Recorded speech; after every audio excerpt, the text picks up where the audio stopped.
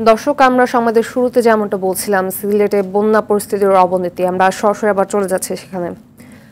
সিলেটে বন্যা পরিস্থিতি অপরিবর্তিত আছে। বন্যা পরিস্থিতি জানাতে সিলেটে আছেন সহকর্মী হাসান মোহাম্মদ শামীম। সেখান থেকে সরাসরি যোগ দিচ্ছেন তিনি। শামীম, বন্যা পরিস্থিতির বিস্তারিত তথ্য জানাবেন আমাদের।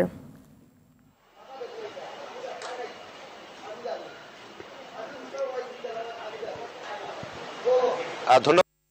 বলছিলেন আসলে সিলেটে বন্যা পরিস্থিতির মূল পূর্বাভাস ছিল যে বেশিরভাগ বৃষ্টিপাত হওয়ার কথা ছিল, তবে গত 24 ঘন্টায় 25 মিলিমিটার বৃষ্টিপাত হয়েছে এবং এর আগের 24 ঘন্টাতে 295 মিলিমিটার বৃষ্টিপাত হয়েছিল এবং এ কারণেই আসলে এখানকার বন্যা পরিস্থিতি অনেকটাই অবনতির মুখে পড়ে। সিলেট শহরের মধ্যে বন্যা পরিস্থিতি খুব একটা খারাপ নয়, তবে সীমান্তবর্তী যেসব এলাকা আছে সেখানে কিন্তু বন্যা পরিস্থিতি অনেকটাই খারাপ। কৃষিজ জমি পানির নিচে তলিয়ে গিয়েছে এবং ঈদ পরবর্তী সময়ে বন্যা হওয়ার কারণে এখানে পর্যটন শিল্পের যে ব্যবসা ছিল সেটাও কিন্তু অনেকটা নিম্নগামী। সবকিছু মিলিয়ে বন্যা কিন্তু অনেকটাই ক্ষতি করে দিয়েছে এখানকার জনজীবনে। পাশাপাশি বৃষ্টিপাত যদি অব্যাহত থাকে তাহলে কিন্তু এই যে মানবিক বিপর্যয় সেটা কিন্তু আরো দীর্ঘায়িত হতে পারে।